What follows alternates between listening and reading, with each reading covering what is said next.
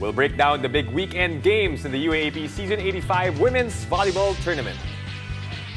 And we'll take a look at the teams that are bringing the heart of volleyball to Western Visayas. Buckle up, sports fans. Let's get in the game.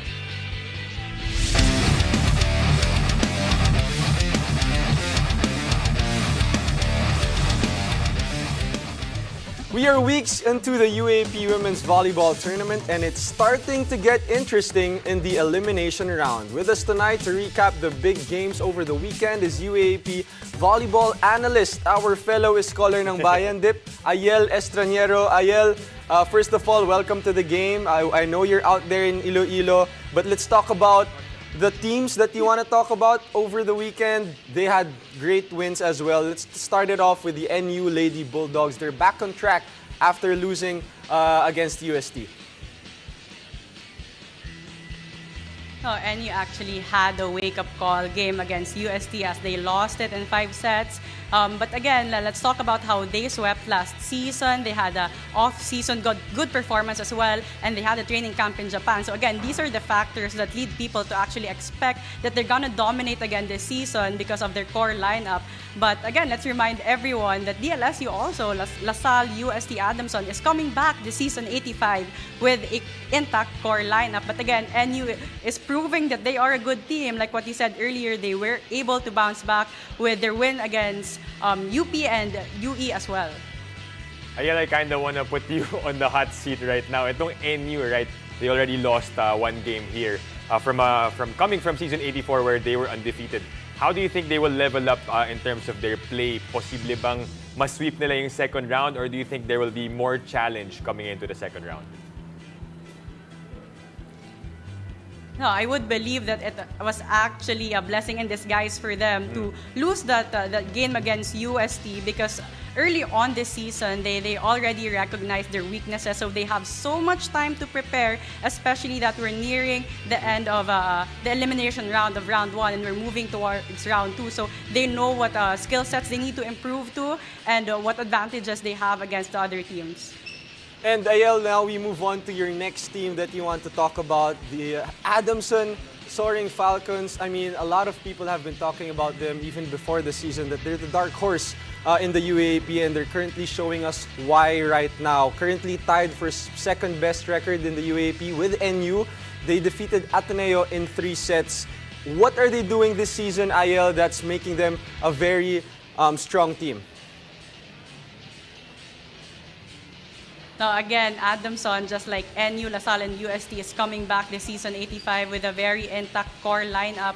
But I would say that Adamson is the best team so far in terms of executing, and that's kudos to their playmaker, Louis Romero, who has been delivering most of the combination plays and the set plays, executing well their system, fast flow sets. And we're talking so much about this fast flow sets because again, it dictates the pace of the game, and Adamson is one team who knows how to control the game regardless of whoever they are playing against. Right, we have to remember that this Adamson team just missed the Final Four by parang inches lang, no, before ilang points lang yung talo nila last time around to get to the Final Four in season 84. Okay, lipat tayo sa susunod na team, ang UST Golden Tigresses. Ayel, they were the ones who ended the 20-game winning streak of NU. What are they doing different this season that, you know, that's something that has leveled up their game dito sa season 85? No.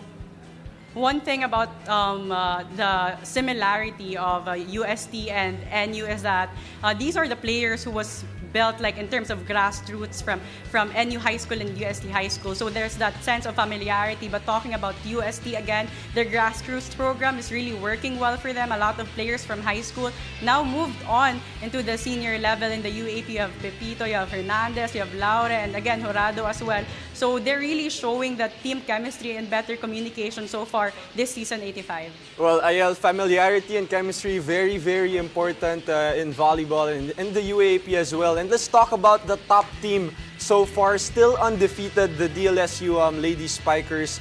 Do you think they're the most stacked team in the UAP? Is that the reason why they're the #1 team? No, definitely, because we talk so much about their starters like Angel Canino, De La Cruz, and Alba.